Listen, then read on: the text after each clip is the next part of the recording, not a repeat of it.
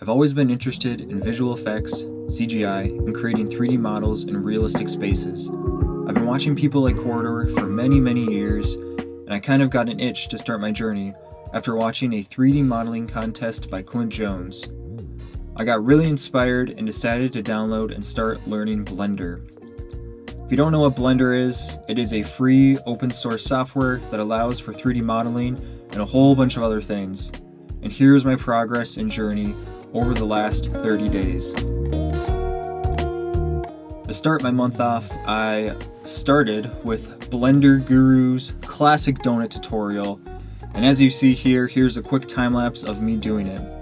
This was actually my second attempt. The first time I tried it, it was just too much information at once. Even though I was slowing it down and rewinding it, there was just too many penguins on the iceberg, so I actually went back and activated a Skillshare membership, free membership, and took 2 first day classes. These were really helpful because they were super easy and held my hand like a child. Here is my first render ever in Blender. Then after that, I did a follow-up lesson, kind of an introduction to slight animations, different emissions, and lighting to the renders. Then I actually decided to go back and try Blender Guru's tutorial again, and here is how that turned out. Yeah, could have been better, but it also could have been worse.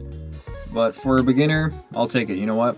After watching these couple beginner tutorials, I decided to venture off on my own using my knowledge that I've learned so far. But as long as I had a picture or render in the end with some effort in it, I was happy with what I had. After that, I went to get more into the nitty-gritty details of what it takes to 3D model. So I went back to Skillshare and took another class on 3D modeling. Some techniques that I learned were box modeling, using Bezier curves, and using reference images, which really helped bring a model to life. During my research, I also found that you can create Lego animations, and I was very interested in that. So I went to megabricks.com, which is a website that allows you to look up Lego models and people and be able to bring them into Blender. And that was really cool. So I made this cool little edit of Raging Bull and Lego.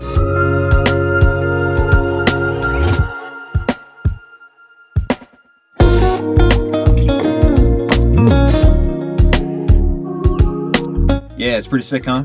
Following that, I decided to use all the skills that I've learned over the past couple of weeks and make an edit on one of my favorite movies. And if you can figure out what it is, yes, it's Interstellar. There it is. And here's how that turned out. I figured out the message. One word. You know what it is? Stay. I got some cool images out of that. It really helped me learn more about keyframes, lighting, positioning the camera, as well as modeling different objects and putting them into spaces. This was nice because I didn't have to model the specific Lego pieces themselves, but more of the other aspects. From someone who has never done anything like this before, as like 3D modeling or movie creating like this, it was quite a fun experience seeing your progress grow so quickly.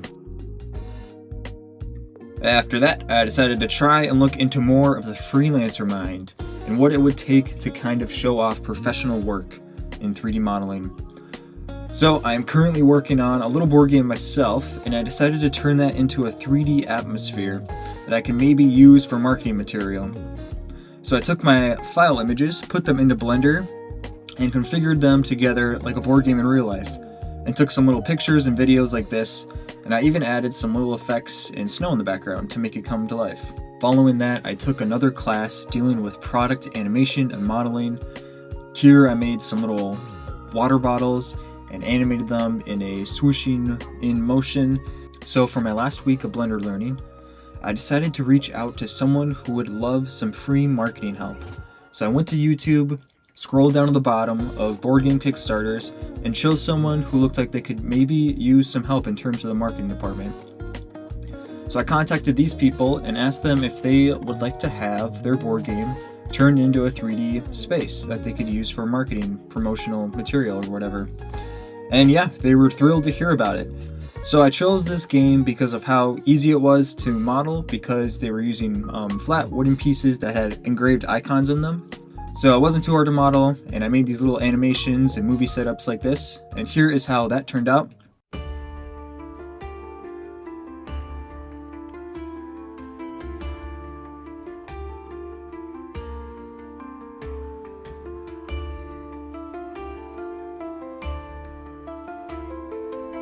In the end, this really shows the 20-80 rule.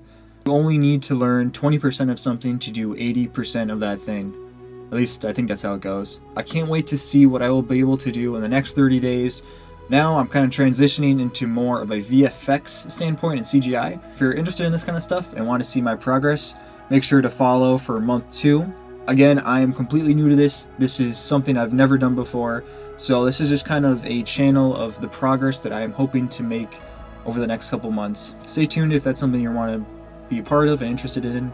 And if you're more experienced in this field, feel free to leave any tips or information that you think you'd find useful for yourself if you were starting again. So I'll see you in 30 days to show off what I've done.